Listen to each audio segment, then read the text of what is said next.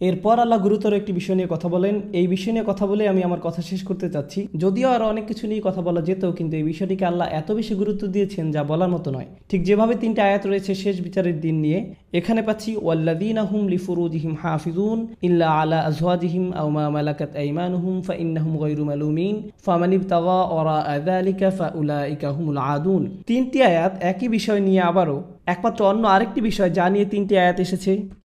এই তালিকায় একমাত্র আর কোন বিষয় নিয়ে 3টা আয়াত রয়েছে? শেষ বিচারের দিন, শেষ বিচারের দিন এবং শাস্তি। আর এরপর পরবর্তী যে বিষয় নিয়ে 3টা আয়াত এসেছে জানেন কি সেটা? বেহায়াপনা। আর তাদের কথা যারা কিনা নিজেদের লজ্জাস্থানকে হেফাজত করে। আমরা বর্তমানে বাস করছি চূড়ান্ত নির্লজ্জ এক পৃথিবীতে। এমন এক পৃথিবী যেখানে আপনার হাতের মুঠোফোন দিয়েই যে কোনো ওয়েবসাইট থেকে যে কোনো ভিডিও চালাতে পারেন অনায়াসে।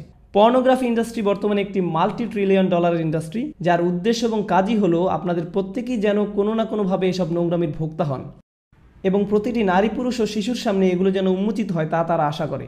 আপনিও দেখবেন, আসক্ত হবেন এবং পরিণত হবেন আরও একজন ভোক্তায়। এটাই হলো আমাদের সমাজকে দেওয়া পর্নোগ্রাফির উপহার। এটা তৈরি করছে অমানুষ, মানুষকে পরিণত করছে পশুতে, যৌন বিকারগ্রস্ত মানুষে। এবং আপনাদের মধ্যেই দুর্ভাগ্যক্রমে কারো কারো এই আসক্তি রয়েছে। এবং আপনারা এসব জঞ্জান অনলাইনে দেখছেন, আপনারা দেখেন এবং নিজেদের বিভিন্ন মোবাইল ডিভাইসে এবং অ্যাপে সেভ করে রাখেন। এবং এই নিয়ে আপনাদের ভিতরে আর কোনো খারাপও লাগে না, কেননা আপনারা নিজেরাই মনে মনে নিজেদের জন্য এগুলোকে গ্রহণযোগ্য ধরে নিয়েছেন। হয়তো মাঝে মাঝে এ নিয়ে একটু অনুশোচনা হয়, কিন্তু আবারও আপনি ফিরে যান সেদিকে। আপনি ভাবছেন অন্তত আমি তো কারো ক্ষতি করছি না, অন্য কাউকে তো দেখাচ্ছি না, নিজেই দেখছি, এইটুকুই ঠিক আছে। কিন্তু জানেন আসলে কি হচ্ছে? ভেতরে ভেতরে আপনার আত্মা নিঃশেষ হয়ে যাচ্ছে, আপনার সালাত হয়ে গেছে অন্তঃসার শূন্য।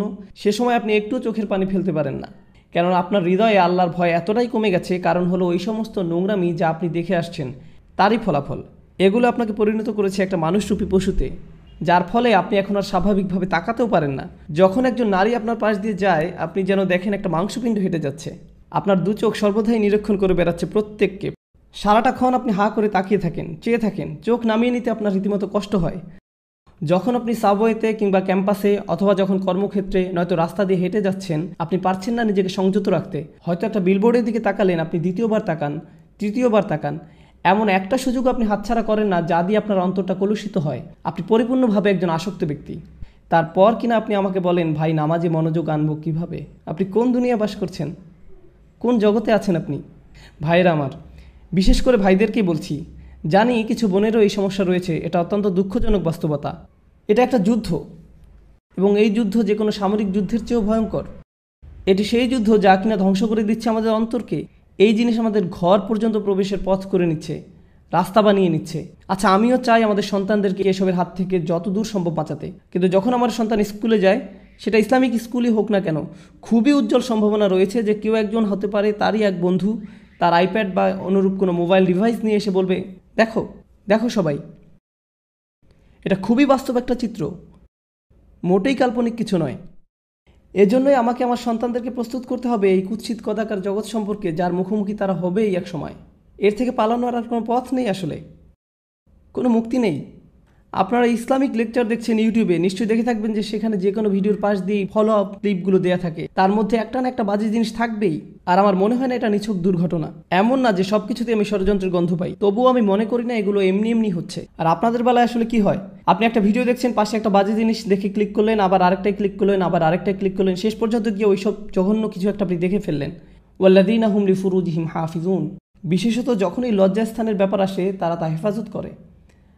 ভাই, আমার জন্য কি সমাধান? আমার কি বিয়ে করে ফেলা উচিত?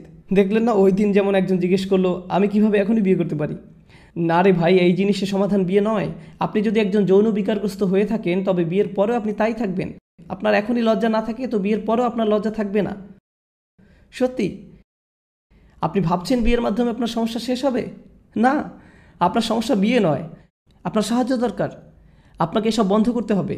আপনার নিজেকে এভাবে কষ্ট দেওয়া থামাতে হবে, নয়তো আপনার ভেতরে আর কিছুই অবশিষ্ট থাকবে না। কদিন আগে একটা ইমেল পেলাম একজন টিনেজ বালকের থেকে, যে কিনা পর্নোগ্রাফিতে আসক্ত। নামবিহীন ইমেল। সে লিখেছে, আমি নিজেকে মেরে ফেলতে চাই, আমি পারছি না বন্ধ করতে। আমি 11 বছর বয়স থেকে এগুলো দেখছি, আমার বাবা মা কিছু জানেন না, আমি এগুলো পড়ি আর কাঁদি। কারণ এই ছেলে তো একা নয়, এরকম লক্ষ লক্ষ মুসলিম ছেলে মেয়ের আজ এই অবস্থা, লক্ষ লক্ষ। আমাদের ওদেরকে সাহায্য করতে হবে, যা কিছু পারি তাই করতে হবে।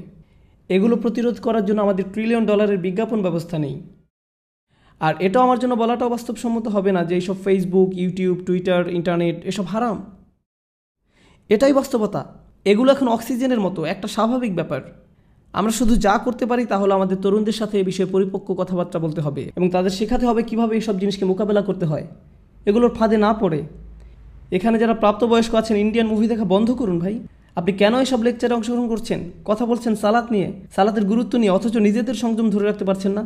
মা, মেয়ে, স্বামী, স্ত্রী, বোনেরা মিলে একসাথে যা ইচ্ছা দেখছেন, কী না দেখছেন। আল্লাহ, থামুন, বন্ধ করুন এসব, থামুন। ওয়াল্লাযীনা হুম লিফুরুজিহিম হাফিজুন, তারা তাদের লজ্জাস্থান হেফাজত করে। লজ্জাস্থানের হেফাজত করা মানেই যে ব্যভিচার, জিনা না করা তা কিন্তু নয়। এর মানে সেই সকল জিনিস থেকে বিরত থাকা যা আমাদেরকে ওই প্রলোভনের দিকে ধাবিত করে। তারা লক্ষ্য করে, তারা রক্ষা করে, তারা জানে লজ্জাবোধ হুমকির মুখে পড়ে, তারা বোঝে কিসে তাদের দুর্বলতা এবং আকাঙ্ক্ষা, চাহিদা সম্পর্কে। এই তীব্র আকাঙ্ক্ষা আসলে আল্লাহই আমাদের মধ্যে দিয়েছেন এবং সেটা আল্লাহ দিয়েছেন